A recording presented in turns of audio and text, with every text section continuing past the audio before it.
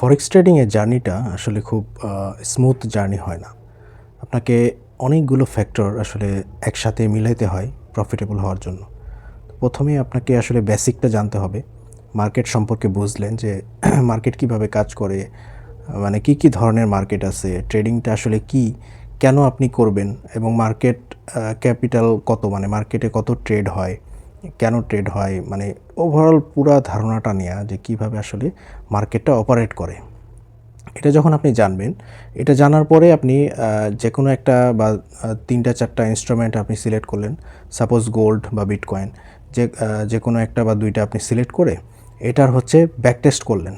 Back test বলতে আপনি পুরাতন যে চার্ট আছে ওই চার্টে আপনাকে প্রচুর সময় দিয়ে স্টাডি করতে হবে যে মার্কেটটা আসলে কীভাবে মুভ করছে।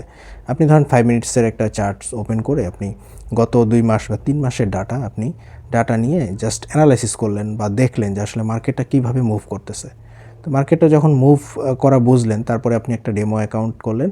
ডেমো অ্যাকাউন্টে আপনি প্র্যাকটিস শুরু করলেন যে মার্কেটে আসলে কিভাবে প্রফিট এবং লসটা হয়, লট সাইজ কী, বা কত লট আপনার অ্যাকাউন্ট পজিশন, আপনার ক্যাপিটাল অনুযায়ী কত লট আপনাকে, কত পজিশন আপনাকে নিতে হবে বা কত লট আপনাকে ওপেন করতে হবে।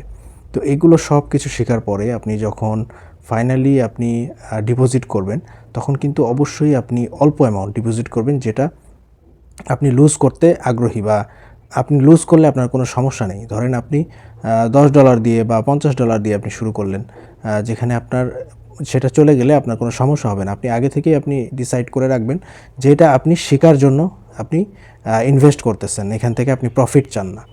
সো আপনাকে প্রথমে এইটা নিয়ে প্রচুর প্র্যাকটিস করতে হবে। আপনি ফরেক্সে হচ্ছে কি, আপনি নিয়ম সব কিছু জানার পরে আপনাকে মানে নিয়মে অটল থাকার জন্য আপনাকে সাইকোলজি ডেভেলপ করতে হবে, সাইকোলজি বিল্ড আপ করতে হবে। তো সাইকোলজি বিল্ড আপ করার জন্য আপনাকে অবশ্যই প্রচুর প্র্যাকটিস করতে হবে।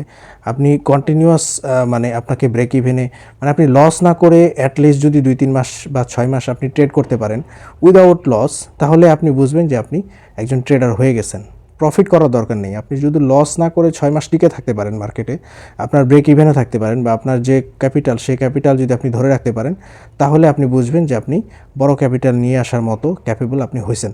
তারপরেও কিন্তু আপনি একবারে পুরোটা নিয়ে আসবেন না, আপনি অল্প অল্প করে আপনার ক্যাপিটালটা বাড়াবেন। কারণ আপনার ক্যাপিটাল বাড়ার সাথে সাথে আপনার সাইকোলজি কিন্তু আপনাকে এখানে হিট করা শুরু করবে, কারণ সাইকোলজি চেঞ্জ হয়ে যাবে।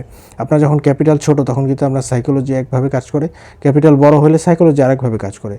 তো এটা এত বেশি প্র্যাকটিসের ব্যাপার যে এটা আসলে প্র্যাকটিস ছাড়া কোনো বিকল্প নেই। আপনি চিন্তা করেন যে আপনি শুধু ক্রিকেট খেলতে জানেন, ক্রিকেট খেলতে জানলেই কিন্তু আপনি বিরাট কোহলি হতে পারবেন না। বিরাট কোহলি হওয়ার জন্য আপনাকে ঘন্টার পর ঘন্টা, মাসের পর মাস, বছরের পর বছর আপনাকে প্র্যাকটিস করতে হবে। সো আপনাকে শুধু নিয়মকানুন আপনি শিখে গেছেন বলেই যে আপনি ট্রেডার হয়ে যাবেন তা কিন্তু হবেন না। সব কিছু নিয়মকানুন শেখার পরে আপনাকে মিনিমাম ৬ মাস ১ বছর প্র্যাকটিস করতে হবে।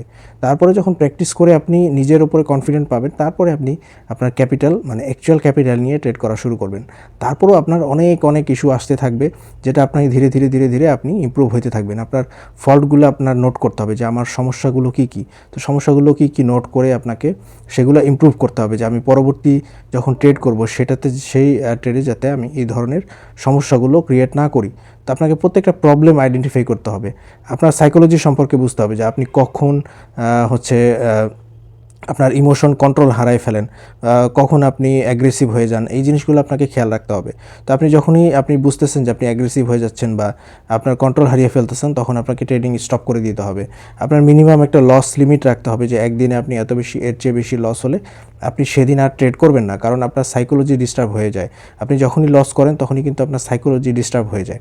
সো আপনাকে মানে এই জন্যই বলা হয় যে ট্রেডিং হচ্ছে এত বেশি সাইকোলজি, মানে মাইন্ড গেম, যে এটা আপনি হয়তো ১ মাস ধরে প্রফিট করতেছেন, আপনার সাইকোলজি যদি আপনি ঠিক না রাখতে পারেন তাহলে একদিনে আপনার ১ মাসের প্রফিট আপনি লুজ করে ফেলবেন। সো ট্রেডিং হচ্ছে একটা সাইকোলজি গেম এবং মাইন্ড গেম। সো আপনাকে অবশ্যই মেন্টালি স্ট্রং হতে হবে, আপনাকে ডিসিপ্লিন হতে হবে। তো আপনি আপনার লাইফে যদি আপনি ডিসিপ্লিন না হন, তাহলে আপনি ট্রেডিংয়ে কিন্তু ডিসিপ্লিন হতে পারবেন না। আপনার লাইফে আপনি নিয়মমাফিক আপনি ঘুম থেকে উঠেন কিনা, নিয়মমাফিক খাওয়া দাওয়া করেন কিনা, নিয়মমাফিক সব কিছু আপনার রুটিন অনুযায়ী আপনি পালন করেন কিনা, সেটাও কিন্তু একটা বড় ফ্যাক্টর আপনার ট্রেডিংয়ের উপরে। আপনার রেগুলার লাইফে যদি আপনি ডিসিপ্লিন না হন, তাহলে কিন্তু আপনি ট্রেডিংয়েও কখনো ডিসিপ্লিন হইতে পারবেন না। সো আপনাকে অবশ্যই প্রত্যেকটা জিনিস খেয়াল রেখে আপনাকে আগাতে হবে। তো তো আজকের মতো এই পর্যন্তই। সবাই ভালো থাকবেন। আল্লাহ হাফিজ।